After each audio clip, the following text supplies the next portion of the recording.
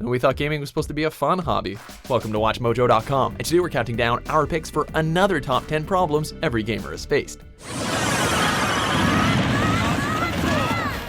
For more gaming videos, check out our new spin-off channel, Mojo Plays, for in-depth reviews, thoughtful video essays, detailed character origins, and insightful commentary. Mojo Plays, games smarter.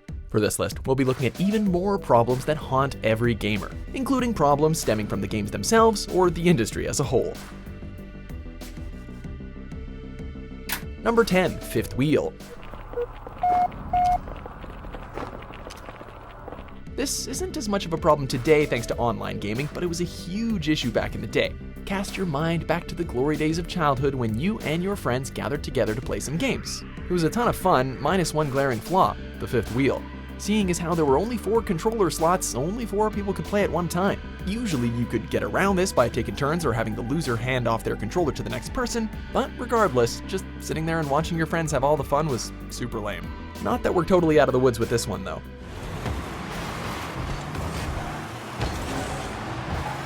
Number 9, that one level or boss.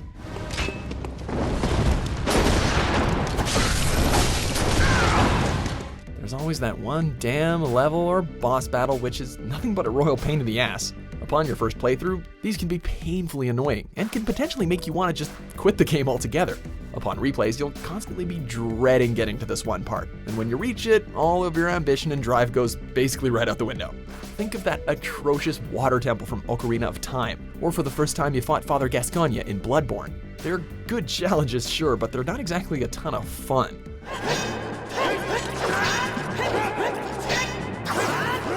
Number 8, Backlog. Man, talk about a first world problem. It starts out simple enough. You see a good game on sale and you decide to pick it up, thinking that you'll get to it after you finished your current game. Next week you see another good sale and you pick that title up, thinking now that you have a healthy backlog to tide you over during the rough patches. Next thing you know, you have 150 games sitting in your Steam library collecting virtual dust, and you're out hundreds of dollars. Meanwhile, you're still plugging away at PUBG for the 5th month in a row. Trust us, we get it. Mark, where you want to go? Me? I don't, you guys do it. Actually, whoever's not driving should mark a spot. Number 7, no cross-platform support.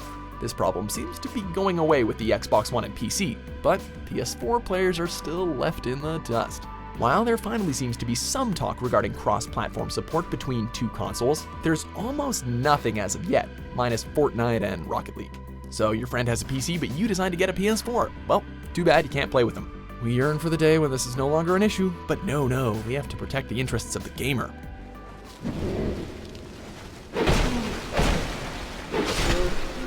Number 6, paywalls.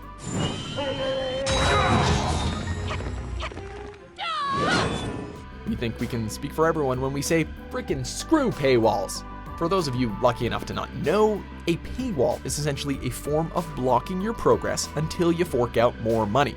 While these are rarely found in AAA games, they are a huge nuisance in small, more budget-friendly products, especially freemium mobile games. There are various examples, like paying to get around a timeout, unlocking bonus content, or paying more to remove constant ad breaks. We understand that these companies need to make money, but to be honest, we'd rather just pay up front. This pay-as-you-go thing is friggin' bogus. Number 5, running out of things to do. I'm always looking for able fighters. Not everyone can say they made it out of Helgen. We know this sounds silly. Again, first world problems, but ask any gamer. The worst thing about a fantastic game is actually finishing it. While most people will never 100% massive open world games like The Witcher 3 or Fallout, those that are devoted to the game and wish to see it through to completion are left with some amazing moments. However, once you've done everything there is to do, you're kinda done. You might desperately want to remain in this world and continue with the game, but there's really nothing to do because you've already done everything it has to offer. It's both a satisfying, but also incredibly empty feeling. Number 4, too many games at once. For 10 or 11 months of the year, most gamers complain about having nothing to play, that no new games are coming out, and that AAA gaming is dead, etc. But then October and November roll around, and all the big games come flooding into the market. It's kind of a detriment to the gamers because we're usually left with no money by the end of the month. It's also a detriment to the industry because legitimately great games like Titanfall 2 are overshadowed in the saturated market and become commercial failures. maybe we should space them out a bit. It's not all about Christmas.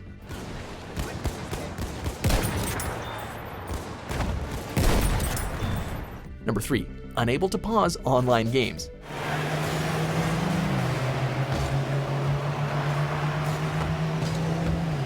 But Mom, you can't pause online games. How many times do I have to tell you?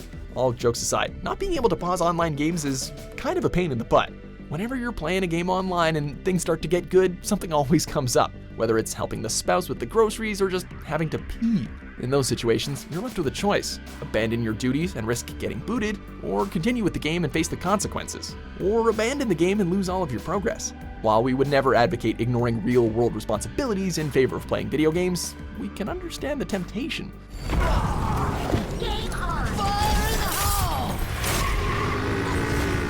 Number 2, inescapable spoilers.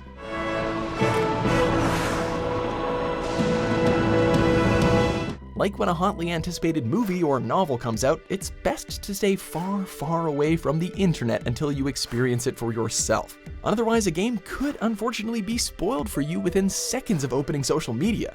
Let's face it, interesting stories in video games are sometimes in short supply, so when a good one comes out, the internet is often flooded with discussions about the plot. Seriously, how many of you knew about the ending to Bioshock before you actually played it? And don't even think about going on YouTube because, man, those thumbnails will spoil the game for you. We need help. Stop! Please. It's my daughter. I think her leg is broken. Stop right there! 自分で言っちゃったよ。スコアさ、仲間が増えたんじゃね？こいつは意外と使えるかもだぜ。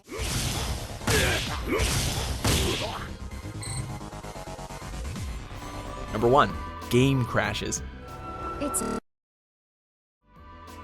No! You know what? You know what? Forget it. Forget this game. Screw it. Crashes are the absolute bane of a gamer's existence. Not only do they take you out of the experience, but they completely ruin your mood and make you kind of want to punch a puppy. Game crashes can corrupt your file, or they can simply result in you losing a shit ton of progress. There's nothing more harrowing than seeing your game freeze before going to the screen of death, if it even gets there. It makes the developers and publishers look bad, it creates terrible word of mouth, and it does nothing but just piss everyone off. When your game crashes, it's just the worst. Do you agree with our picks? Check out these other great clips from WatchMojo and subscribe for new videos every day.